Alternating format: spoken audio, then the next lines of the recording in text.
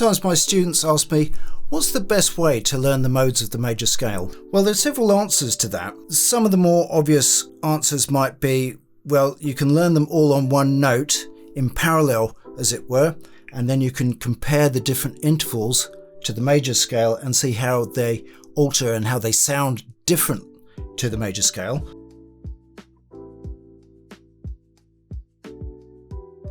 Or you could compare them to different melodies, different modes to different melodies, or different modes, different bass lines. Another way forward is to just improvise with them, to just play through them and to just noodle with these different scales. Of course, noodling can be very informative and very educational sometimes.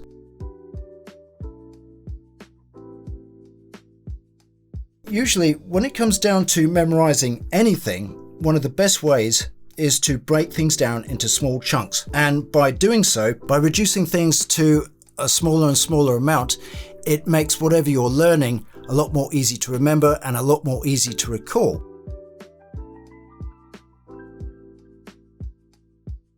How can we apply that idea to the modes of the major scale? First of all, let's have a look at the scale itself. We'll start on C major.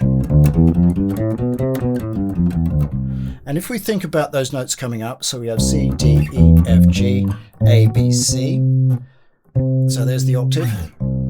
And if we consider that those letters can also be looked upon as numbers, so we go up the scale again, 1, 2, 3, 4, 5, 6, 7, 8. 8 being our C doubled. With each one of those numbers, we can create another scale. And this is where the modes of the major scale come from.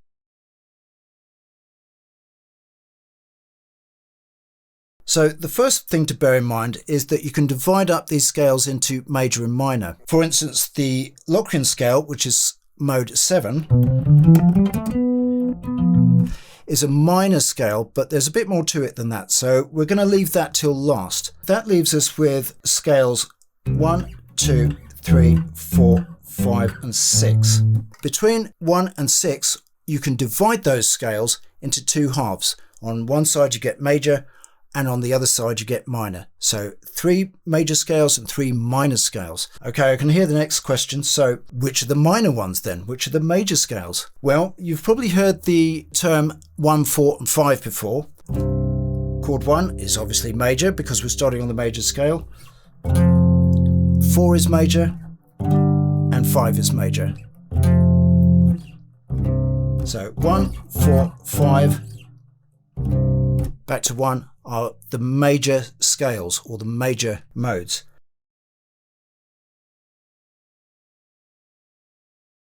Chords built from those scales are regarded as primary chords or primary triads. And the reason being, chords 4 and chords 5 naturally lead back to chord 1, apart from the fact that they're all major. But the important thing is they all have a gravitational pull to lead back to 1, and in fact chord 5 has the strongest pull of all, and if we add a 7th to that, we can hear that chord 5 really wants to lead back into chord 1, and that is the perfect cadence.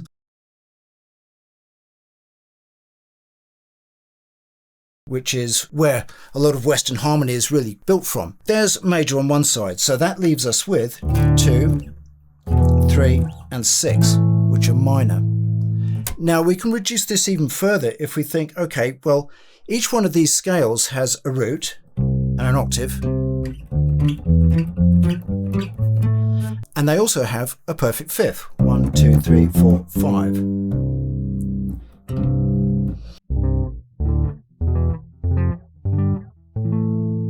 We've also reduced 1 to 6 by over 30%. Because each one of those modes has a root, an octave, and a perfect fifth. So we're starting to cut down the amount of notes that we're learning already. Okay, so how can we fill in some of the notes that surround that fifth in the middle? One way to do this, if we think that each one of these modes or each one of these scales has 8 notes in it, the root being doubled to an octave obviously, we could divide that in 2 and then we'd have a 4-note scale. 4-note scales like that have a name. It's called a tetrachord.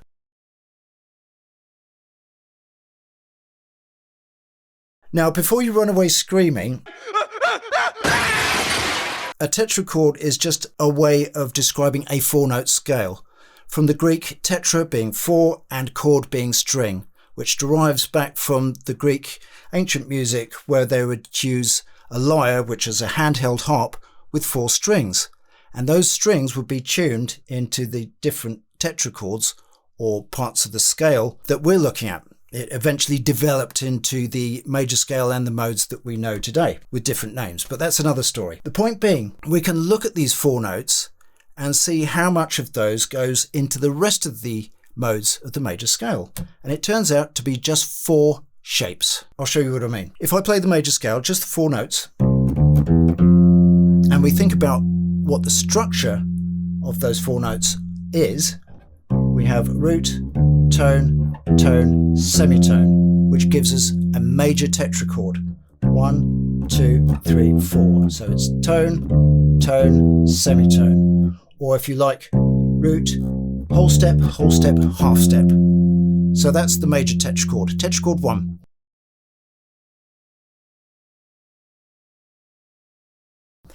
Now if we move up to the next mode, which would be D Dorian, we start with a minor tetrachord. So we have D, E, F, G, and the structure is now 1, or root, tone, semitone, tone, or root, whole step, half step, whole step. So notice how that semitone between the 3rd and the 4th has now moved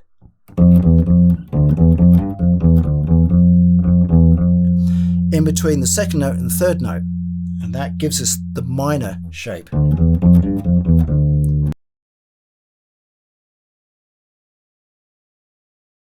So far we have tetrachord 1 major, tetrachord 2 Dorian minor. Now we're up to mode 3, which is Phrygian.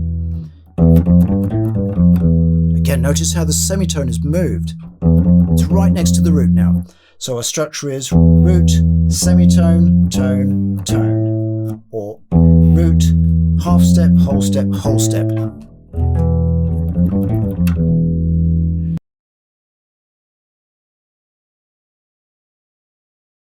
And finally, we have tetrachord 4 on mode 4, which is Lydian. This time, there are no semitones at all, just whole steps. So we have root, whole step, whole step, whole step, or root, tone, tone, tone.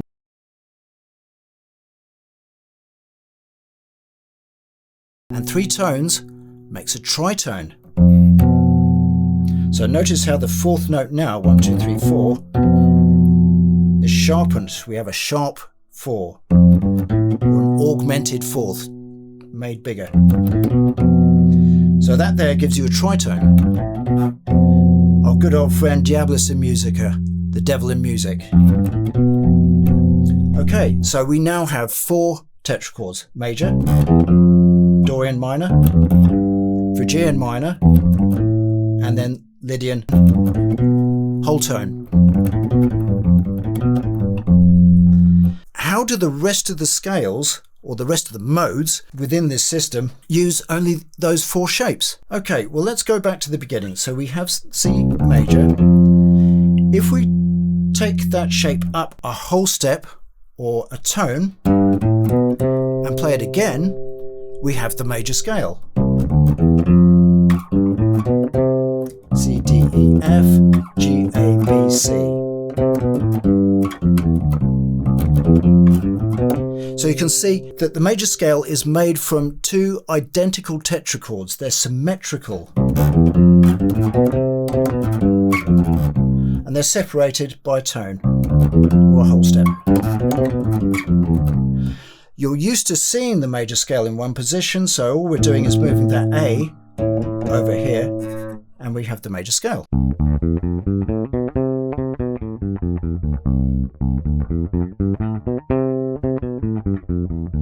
But the way it's constructed is with 2 tetrachords that are exactly the same. They're symmetrical.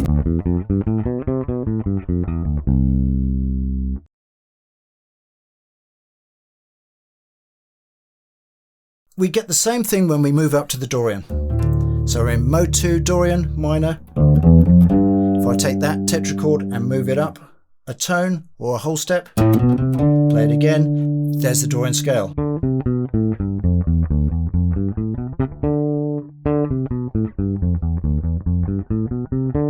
Of course, all we're doing is moving that C over here to play it in position.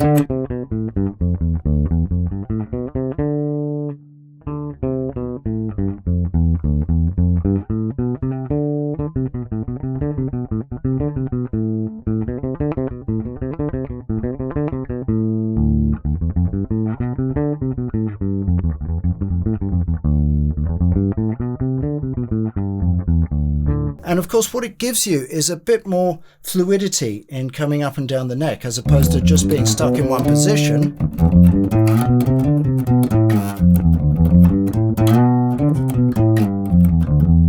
So you can introduce a little bit more feeling, a little bit more expression into the scale.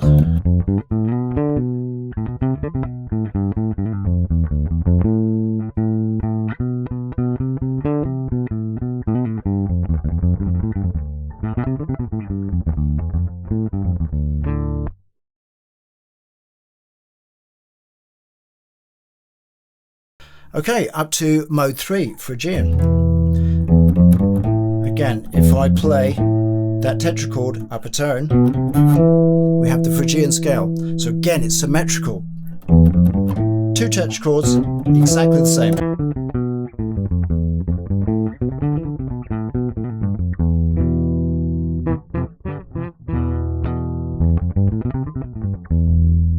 Of course, the Phrygian scale always sounds very Spanish to me. But that's for another time. We'll look at that in a later video.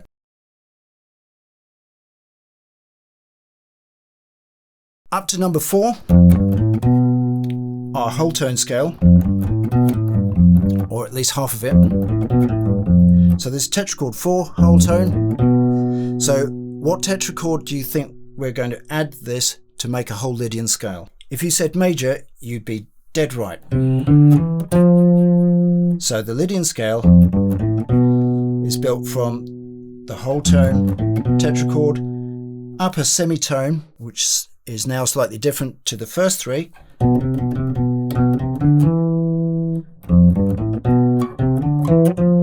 And there's the major tetrachord, C, D, E, F.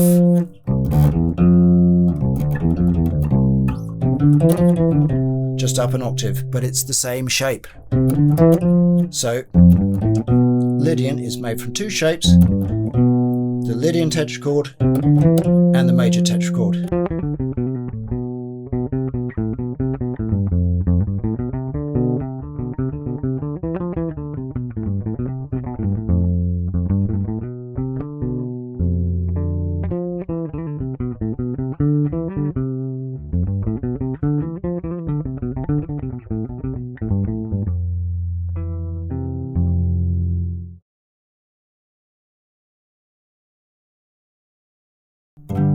Up to mode 5. So this is Mixolydian. First 4 notes. Okay, we should recognize that by now. So the first tetrachord is major, G, A, B, C. Just like the major scale, G, A, B, C. So what do you think is the second tetrachord that will complete this scale? If you said Dorian, you'd be absolutely right.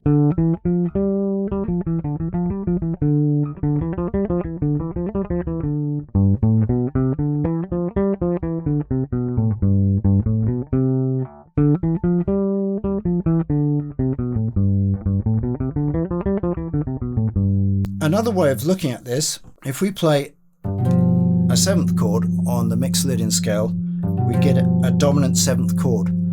But this chord is also known as a major minor chord because it has a major 3rd, but it has a minor 7th.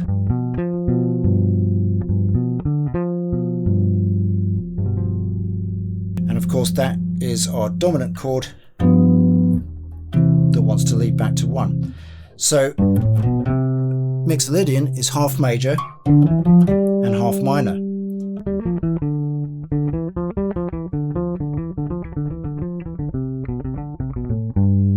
Of course, I always think of it as the rock and roll scale.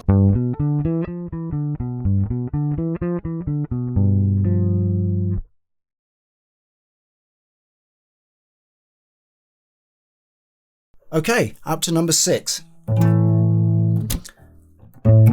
Here's our tetrachord, minor. Which one is it? It's Dorian, isn't it? So we have tone, semitone, tone. Whole step, half step, whole step.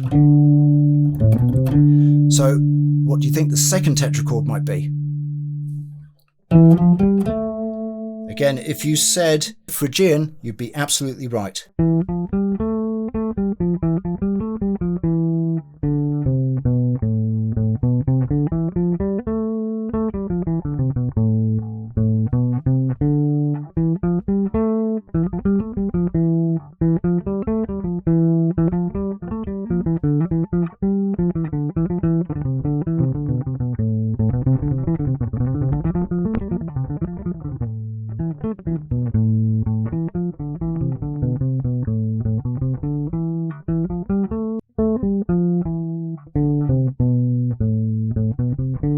So, mode 5 is made from the Dorian tetrachord plus the Phrygian tetrachord.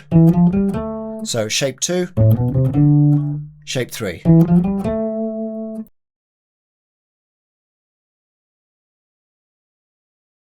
Which leads us finally to mode 7, which is the Locrian mode.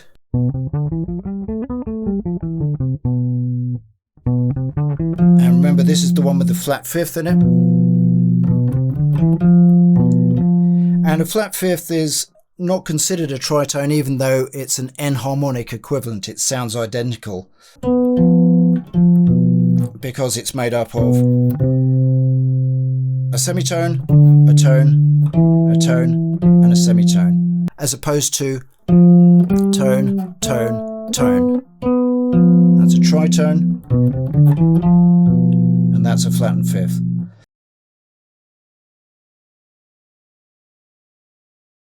What are the two tetrachords involved? You've probably guessed by now. Phrygian, followed by Lydian.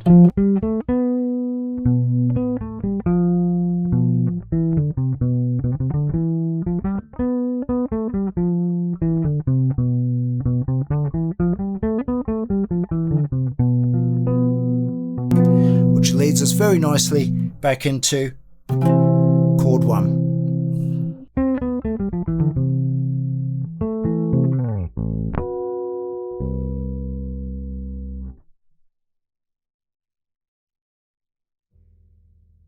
So I hope that's been of use to you. Just by breaking down all these modes into their smaller parts this way, I think will make them a lot more memorable. Remember, you have just 4 shapes to think about.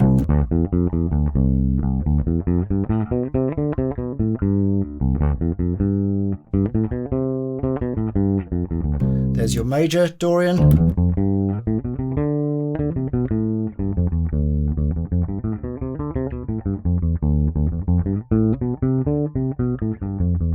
Phrygian.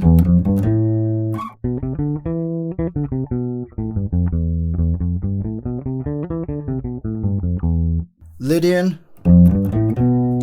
with the whole tone in there, followed by major tetrachord, tetrachord 1, so tetrachord 4.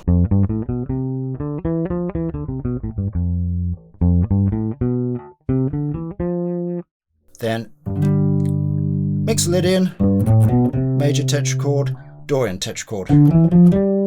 Tetrachord 1, tetrachord 2.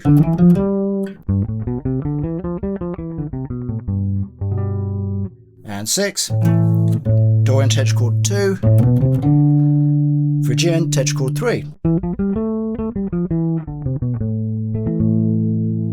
And finally, mode 7, the Locrian scale, Phrygian followed by Lydian. So minor followed by whole tone.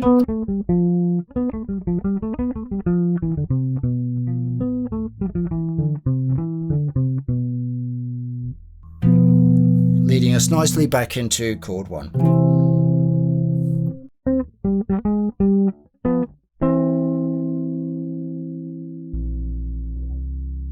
Like I said, I do hope this has been useful for you, and I do hope it helps you remember these modes a little bit more easily.